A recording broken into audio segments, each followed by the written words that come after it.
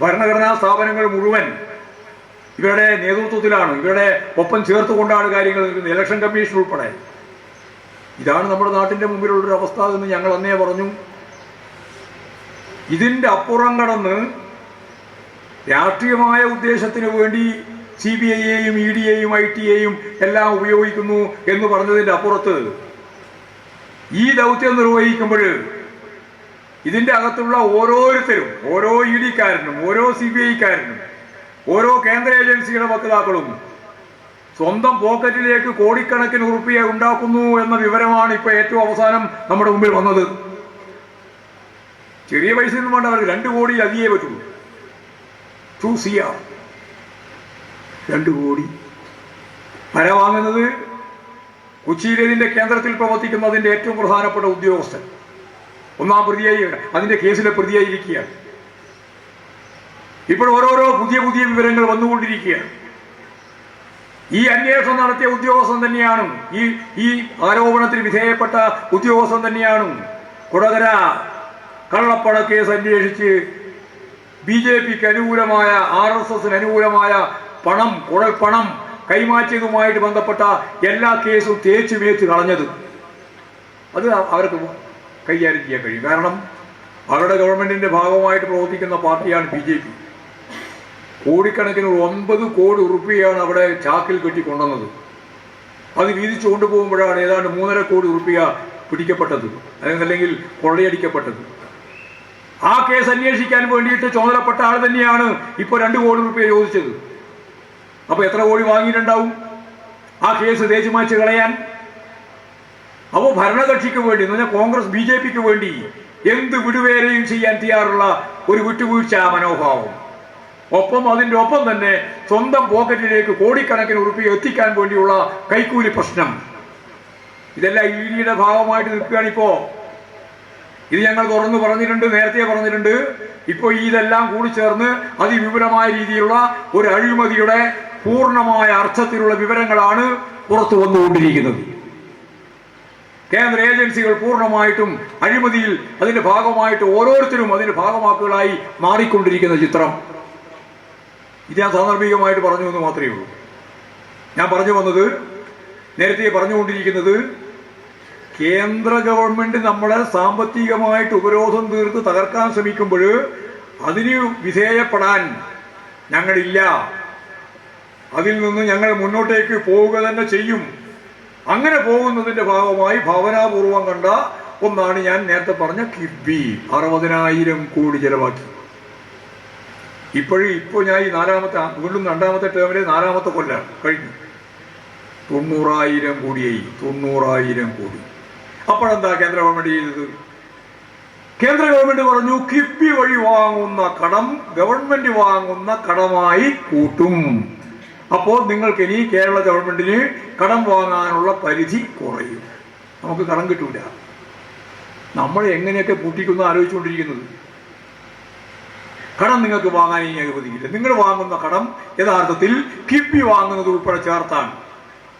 Pension ഫണ്ടിന്റെ ഭാഗമായിട്ട് നിങ്ങൾ വാങ്ങുന്ന കടം ഉൾപ്പെടെ നിങ്ങളുടെ സംസ്ഥാനത്തിന്റെ കടമായിട്ട് ചേർക്കുകയാണ്. കേന്ദ്ര ഗവൺമെന്റ് അതിന് കണക്കാക്കുന്നില്ല. കേന്ദ്രത്തിനത് ബാധകമല്ല, നമുക്ക് മാത്രം ബാധകമാണെന്ന്. എങ്കിലും ഇപ്പോഴും ഞാൻ നേരത്തെ പറഞ്ഞ പോലെ 60,000ന്റെ ഒപ്പം 30,000 കൂടി ചേർന്നിട്ടുണ്ട്. കിഫ്ബി ഇപ്പോഴും ആ വികസന പ്രവർത്തനം നടത്തിക്കൊണ്ടിരിക്കുകയാണ്, പ്രാദേശിക തലത്തിൽ ഉൾപ്പെടെ. റോഡും അതുപോലെ പാലവും ആശുപത്രിയും അതുപോലെ കെട്ടിടങ്ങളും എല്ലാം തന്നെ അതിന്റെ ഭാഗമായി നടക്കുക. ഇനി പിന്നെ ഇതിനെ എങ്ങനെയാണ് നമ്മളിപ്പോൾ അതിജീവിക്കുന്നത്? നിങ്ങൾ വിചാരിക്കുമല്ലോ, ഞാനിങ്ങനെ പ്രസംഗിച്ച് പോകുമ്പോൾ നിങ്ങൾ വിചാരിക്കുക ഈ കേരളം ഇനി മുടിയാൻ പോവാണ്. മുടിയില്ല കേരളം. കേരളം ലോകത്തിന് മാതൃകയാവുന്ന രീതിയിൽ ഉയർത്തെഴുന്നേൽക്കും. ഭാവനാപൂർവമായ നിലപാടുകൾ സ്വീകരിച്ചുകൊണ്ട് തന്നെ ഞങ്ങൾ ഇതിനെയും മറികടക്കും. അങ്ങനെ മറികടക്കുന്നതിന്റെ ഭാഗമായിട്ട് ഞങ്ങളൊരു കാര്യം തീരുമാനിച്ചു. ആ തീരുമാനം എന്താ? നമ്മുടെ നാടിന്റെ വളർച്ച, വികസനം എന്ന് പറയുന്നത് ജനങ്ങളുടെ ജീവിത നിലവാരം മെച്ചപ്പെടുത്തലാണ്. അതിലേറ്റവും പ്രധാനപ്പെട്ട ഒന്നാണ് പട്ടിണി. പട്ടിണി കിടക്കുന്ന ഒരാളും കേരളത്തിൽ ഉണ്ടാവരുത് എന്ന് ഈ ഗവൺമെന്റ് തീരുമാനിച്ചു. കണക്ക് നോക്കി 38%, 40%, 42% എന്ന് പറഞ്ഞാൽ ബീഹാറിലെ, UPയിലെ, മധ്യപ്രദേശിലെ ജനസംഖ്യയിൽ 30%, 32% പട്ടിണി അതിദാരിദ്ര്യത്തിന്റെ ഭാഗമായിട്ടുള്ളവരാണ്. അത്രയും ശതമാനം. ഇവിടെയോ കേരളത്തിൽ എത്ര ശതമാനമായിരുന്നു പട്ടിണി? അതിനൊക്കെ അത്രത്തോളം കൊടുത്തില്ല. ഞാൻ തന്നെ പറയാം, കുറച്ച് കഴിയുമ്പോൾ ഞാൻ കൂട്ടും ചോദിക്കാം. അന്നും പറഞ്ഞാൽ 0.7%. ബാക്കി വിവിധ സംസ്ഥാനങ്ങളിൽ 30-32%.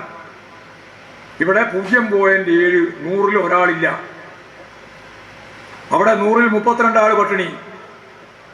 BJPയും കോൺഗ്രസും ഭരിക്കുന്ന സംസ്ഥാനങ്ങളിൽ, അല്ലെങ്കിൽ അവർ ഭരിച്ച സംസ്ഥാനങ്ങളിൽ. ഇവിടെ കേരളത്തിൽ 0.7%. അതാരാണെന്ന് മനസ്സിലാക്കണമെന്ന് തീരുമാനിച്ചു. ഞാനന്ന് മന്ത്രിയായിരുന്ന സന്ദർഭത്തിൽ നമ്മൾ അതിനെ സംബന്ധിച്ച് കൃത്യമായ സെൻസസ് എടുത്തു, കണക്കെടുത്തു. ഉദ്യോഗസ്ഥന്മാരെന്നോട് വന്നിട്ട് പറഞ്ഞു, ഒരു കൊല്ലം പോകണം കണക്കെടുക്കാൻ. ഞാൻ പറഞ്ഞ് 2 ആഴ്ച മതി. അവരത്ഭുതപ്പെട്ട് നോക്കുകയാണ്. കാരണം ഈ പ്രായോഗിക പ്രവർത്തനം നടത്തിയ ശീലം അവർക്കില്ലല്ലോ. നമുക്ക് നല്ല ശീലമുള്ളത് തന്നെയാണ്. ഞാൻ പറഞ്ഞു 2 ആഴ്ച കൊണ്ട് ഇതിൻ്റെ കണക്കെടുക്കാവുള്ളൂ. ഒരു 15 ദിവസം ഇതിൻ്റെ കൃത്യമായിട്ടുള്ള കണക്കെടുപ്പ്, അതിനു മുമ്പ് ഒരു 15 ദിവസം അതിൻ്റെ പരിശീലനം. 30 ദിവസം കൊണ്ട് നമുക്ക് കണക്കെടുക്കാൻ തീരുമാനിച്ചു. കണക്ക് കിട്ടി. നല്ല പരിശോധന.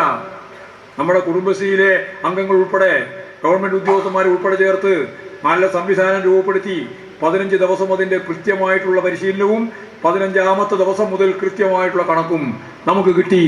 64,006 കുടുംബം. കേരളത്തിൽ 64,006 കുടുംബം അതിദാരിദ്ര്യത്തിലാണ്. കേരളത്തിലെ ഇടതുപക്ഷ ജനാധിപത്യ മുന്നണി ഗവൺമെന്റിന്റെ ഒന്നാമത്തെ പ്രിഫറൻസ് ഏതാണ്? പരിഗണന ഏതാണ്? ഈ അതിദാരിദ്ര്യമുള്ള ജനങ്ങളെ പൊതുസമൂഹത്തിന്റെ ഒപ്പം എത്തിക്കുക എന്നുള്ളതാണ്. അതിൽ വീട് വേണ്ടവരുണ്ട്, ചികിത്സ വേണ്ടവരുണ്ട്, തൊഴിൽ വേണ്ടവരുണ്ട്, ഭക്ഷണം കിട്ടേണ്ടവരുണ്ട്, എല്ലാം ഉണ്ട്. കൃത്യമായി പരിപാടി വെച്ചുകൊണ്ട് തദ്ദേശ സ്വയംഭരണ സ്ഥാപനങ്ങൾ ഉൾപ്പെടെ ഡിപ്പാർട്ട്മെന്റുകളോട് പറഞ്ഞു, സൂക്ഷ്മാംശത്തിൽ പരിപാടി പ്ലാൻ ചെയ്യണം. 2 കൊല്ലം മുമ്പ് പരിശോധിച്ച് നോക്കിയപ്പോൾ അതിൽ 30,000 കുടുംബങ്ങൾ 2 കൊല്ലം മുമ്പ് തന്നെ പൊതുസമൂഹത്തിന്റെ ഭാഗമായി അതിദാരിദ്ര്യം അവസാനിപ്പിച്ചു. ഇപ്പോഴേതാണ്ട് അതിന്റെ അവസാന ഘട്ടത്തിലാണ്.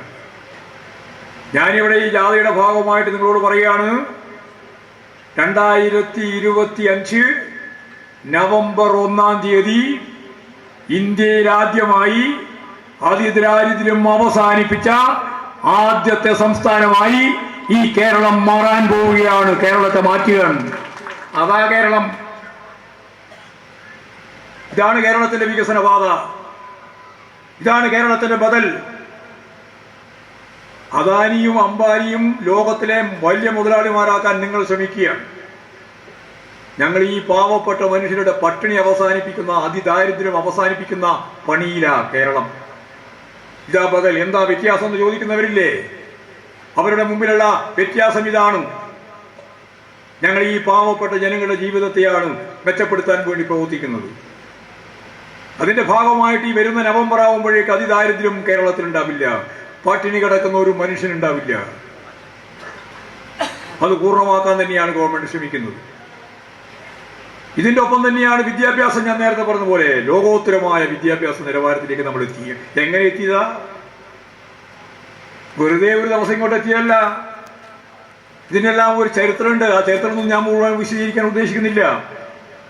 എന്നെ ഇവിടെ വിളിച്ചപ്പോൾ തന്നെ പറഞ്ഞിട്ട് വൈകുന്നേരം സന്ധ്യയായിപ്പോയാൽ പിന്നെ ആന വരാൻ സാധ്യതയുണ്ട്. വന്യജീവി പ്രശ്നം, അതും നമ്മുടെ ജാഥയുടെ തന്നെ ഭാഗമാണ്. അപ്പോൾ ഞാനത് കൂടുതൽ വിശദീകരിക്കാനൊന്നും പോകുന്നില്ല. പക്ഷേ ഗൗരവപൂർവ്വം നമ്മൾ കാണണം. ഈ മനോരമയും മാതൃഭൂമിയും വായിച്ചാൽ നമ്മളെന്തോ ഒന്നുമല്ലാന്നാണ് നമുക്ക് തോന്നുക. പക്ഷെ നമ്മളെല്ലാമാണ്. അതുകൊണ്ടാണ് മനോരമയും മാതൃഭൂമിയും നമുക്കെതിരായിട്ട് ഈ രീതിയിലുള്ള കള്ളപ്രചരണം നിരന്തരമായിട്ട് അഴിച്ചുവിടുന്നത് എന്നുള്ള നല്ല ധാരണ നിങ്ങൾക്ക് വേണം. ഈ മാധ്യമങ്ങളൊക്കെ നമുക്കെതിരാണ് മിക്കവാറും എല്ലാം. ആ മാധ്യമങ്ങൾ നമുക്കെതിരായിട്ട് നിൽക്കുന്നതിന്റെ കാരണം എന്താ?